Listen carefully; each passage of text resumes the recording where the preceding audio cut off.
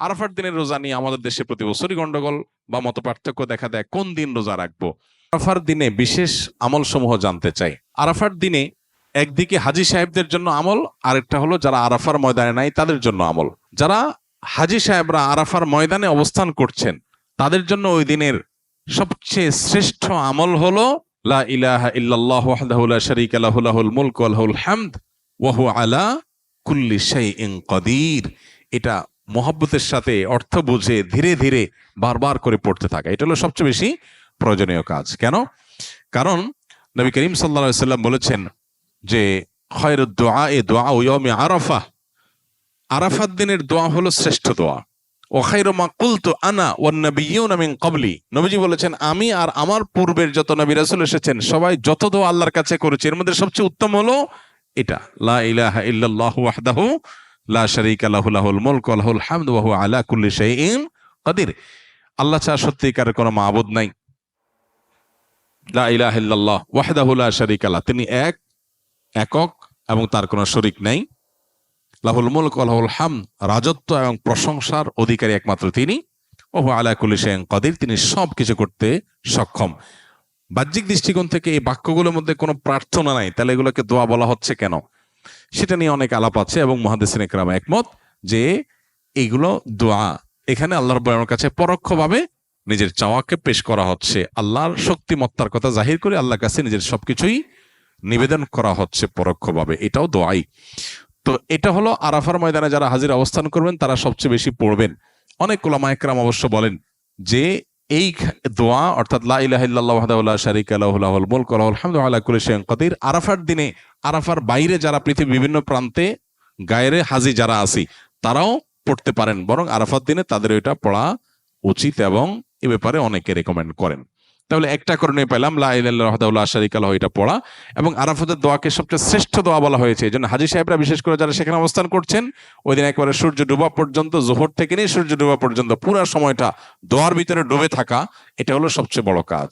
আর যারা আরাফায় নাই, আরাফার বাইরে আছে, যারা হজে যাচ্ছেন না, তারা আরাফার দিনটাতে তারা রোজা রাখবেন।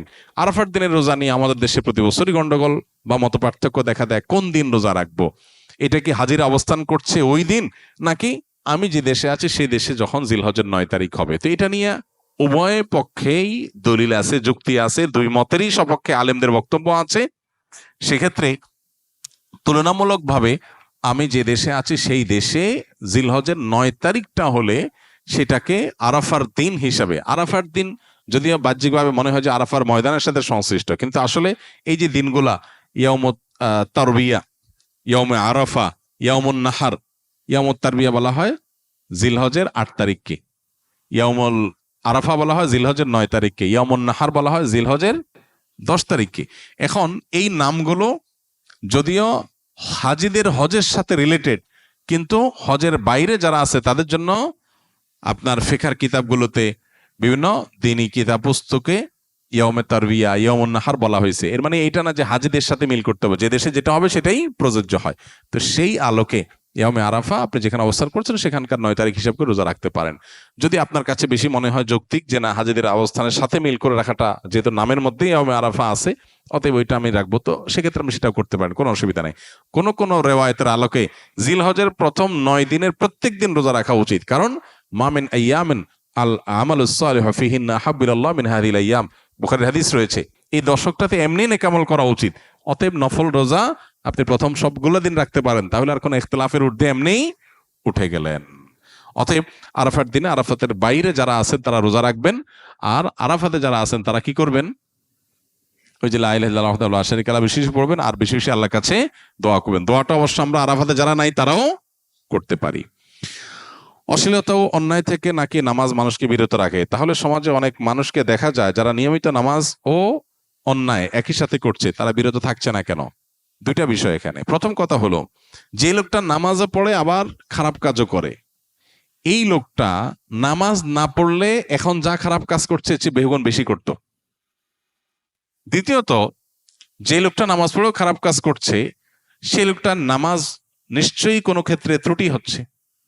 ওষুধ খাইলে রোগ ভালো হয়, এখন ওষুধে যদি ভেজাল থাকে, ওষুধ যদি নকল ওষুধ হয়, ওষুধ যদি ডেট ওভার হওয়া ওষুধ হয়, তাহলে সেটা তো রোগ ভালো হবে না। এর মানে কি ওষুধের কার্যকারিতাকে আপনি অস্বীকার করবেন, নাকি আপনার সমস্যার কথা আপনি বলবেন? কোন ব্যক্তি নামাজ পড়ছে, গুনাহ ছাড়তে পারছে না, নিশ্চয়ই তার নামাজটা ত্রুটিপূর্ণ হচ্ছে। যতটুকু হচ্ছে ততটুকু সুফল সে পাচ্ছে, যতটুকু ত্রুটি হচ্ছে ততটুকু থেকে সে বঞ্চিত হচ্ছে সুফল থেকে। নবী সাল্লাল্লাহু আলাইহি সাল্লামের কাছে এরকম এক ব্যক্তি সম্পর্কে অভিযোগ করা হলো বা অনুযোগ জানানো হলো, তখন নবী করিম সাল্লাল্লাহু আলাইহি সাল্লাম বলেছেন যে অচিরেই তার নামাজ তাকে অন্যায় কাজ থেকে বিরত রাখবে, কারণ আল্লাহ বলেছেন ইন্নাস সালাতা তানহা আনিল ফাহশাই ওয়াল মুনকার, অশ্লীল এবং খারাপ কাজ থেকে নামাজ বিরত থাকে। অতএব নামাজকে যত বেশি সুন্দর করা যাবে তার সুফল তত বেশি পাওয়া যাবে। আমি দীর্ঘদিন মানসিক সমস্যায় জর্জরিত, আমার মেধাশক্তি খুবই দুর্বল, যে কারণে আমাকে লেখাপড়া বন্ধ করতে হয়েছে। এখন আমি কারিগরি কাজ শিখতে চাচ্ছি, কিন্তু সেটাও ভালোভাবে শিখতে পারছি না। আমাকে বারবার শিখাই দিলেও আমি শিখতে পারছি না, বুঝাই দিলেও আমি বুঝছি না, যে কারণে আমি কোনো চাকরি বা কাজ করতে পারছি না। অনেক ডাক্তারি পরীক্ষা নিরীক্ষা হিজামা রকিয়া করার পরও কোনো ফল পাচ্ছি না। এখন আমি কি করব? দেখুন, অনেক ক্ষেত্রে আমাদের মধ্যে হতাশা কাজ করে। 2 বার 4 বার 6 বার 8 বার কয়েকবার এরকম যখন আমি কোনো কাজ ব্যাটে বলে করতে পারি না, তখন আমার মনে হয় না, আমার দ্বারা মনে হয় কিছু আর হবে না। অনেকে লেখে যে দেখেন আমি জীবনে কোনো কাজে সফল হই না, যেটা করতে চাই হয় তার উল্টাটা।